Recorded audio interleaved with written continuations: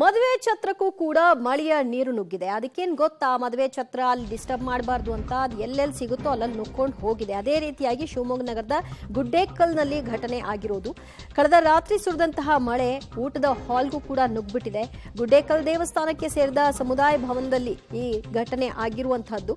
So ಅಲ್ಲಿ ಸದ್ಯ ಮದುವೆ ನಡೀತಾ ಇತ್ತಾ ಏನು, ಊಟದ ಹಾಲಿಗೆ ಹೋಯ್ತು ಅಂದ್ರೆ ಅಲ್ಲೊಂದಷ್ಟು ರಾಶಿ ರೇಷನ್ಗಳನ್ನೆಲ್ಲ ಇಟ್ಟಿರ್ತಾರೆ. ಇನ್ ಕೇಸ್ ಮದುವೆ ಏನಾದರೂ ಇತ್ತು ಅಂದ್ರೆ ಅದೆಲ್ಲವೂ ಕೂಡ ದೃಶ್ಯದಲ್ಲಿ ನೋಡ್ತಾ ಇದ್ರೆ ಬಹುಶಃ ಯಾವುದೋ ಒಂದು ಫಂಕ್ಷನ್ ನಡೀತಿತ್ತು ಅಂತ ಕಾಣಿಸುತ್ತೆ. ಊಟದ ಹಾಲಿಗೆ ನುಗ್ಗಿದೆ.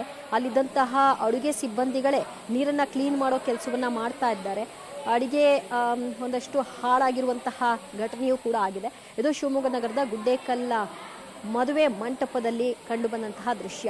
ಊಟದಲ್ಲಿ ಕುಳಿತಿದ್ದಂಥವರು ಮಳೆ ನೀರಿನ ಮಧ್ಯೆಯೇ ಒಂದು ರೀತಿ ಬಹಳಷ್ಟು ಕಡೆಗಳಲ್ಲಿ ನಾವು ನೋಡ್ತೀವಿ ರೆಸ್ಟೋರೆಂಟ್ಸ್ ನೀರಿನ ಒಳಗೆ ಕುಳಿತು ನಾವು ಊಟ ಮಾಡೋದು ಅಂತ. ಆ ಥರದ ಅನುಭವ ಇಲ್ಲಿ ಆಗ್ತಾ ಇದೆ.